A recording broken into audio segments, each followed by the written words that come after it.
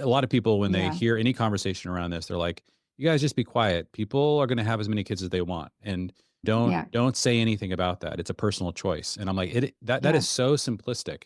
Right. In our family, I really feel like we experienced this. We have 4 daughters, and when she had our first grandchild, our family, I sometimes I think about this like, in the culture, we value children at maybe a 2 or 3, and Hmm. then when I see a family, really striving to have kids, I'm like, maybe they value kids at a 4 or 5. I feel like our family values kids at like a 9 or a 10, just because it was it's almost impossible to express the amount of Yeah. collective joy bringing that Right. generation into the world created in our family. It was like Yeah. a bomb of joy went off. You would think that Kelsey had won the Super Bowl. Felt all of that from her grandparents, from her parents. Hmm.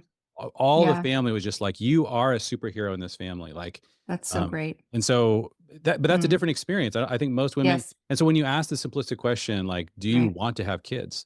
In an Right. environment in which we are booing from the stands while you're Yeah. trying, Totally. or an environment in which everyone's Yeah. just cheering you on and Yeah. saying what you're doing is so meaningful, to think that this is just Yeah. a personal decision that has no implication or isn't being impacted by your preferences, aren't somehow being impacted by the messages that you're taking in.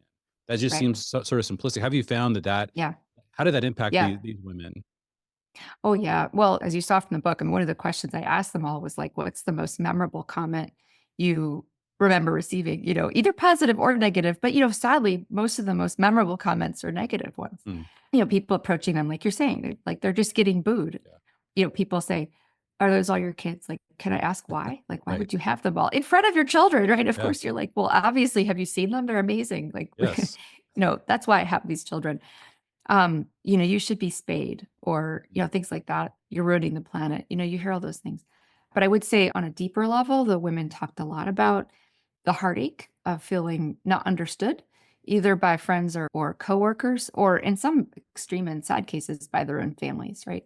Because some of them who'd converted, especially religious conversions, occasionally that came along with feeling estranged from their parents, or at least an initial misunderstanding. There are also some nice cases where initially the grandparents, would say, like, "Well, we can't keep giving you money." For instance, the grandparents think it's about like, "Oh, we'll get," And so initially there's kind of, but then like they start to see, "Oh no, you're really committed to this," and then they've got this batch of grandkids who just love them, Amazing. and all of a sudden they come around, they soften on that. So all of those stories are meaningful and important. But I agree with you 1,000%. We heard a lot of stories about, like the messaging women remembered getting in college, usually again, fairly negative, but also like some of the positive stories. These women who had come out of, we'll say, families and extended families where childbearing was loved and welcomed.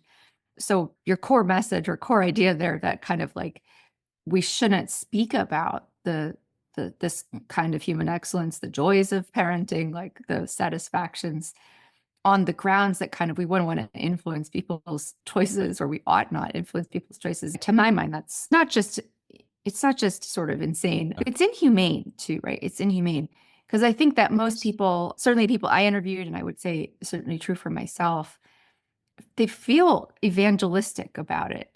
You've kind of discovered something you think a lot of people haven't discovered. Right. Like, actually, this is like, I could just weep at the thought of what my life would be like without any one of my children. And so I think like, well, I'm so glad I made that decision to have them. I mean, it could have gone either way, but I went in this way. And then I think, well, I look around and I think, well, what if nobody told me? Like, what if I didn't know it was great? And so I think like, what can I do to tell people how great it is, right? Because I wouldn't want to, and precisely because you think you found like the pearl of great price, you Yes. think you found Yes. something great. So what kind of a inhumane person would you have to be if you thought you discovered something amazing and then just to shut up about it? You don't Right. tell anybody.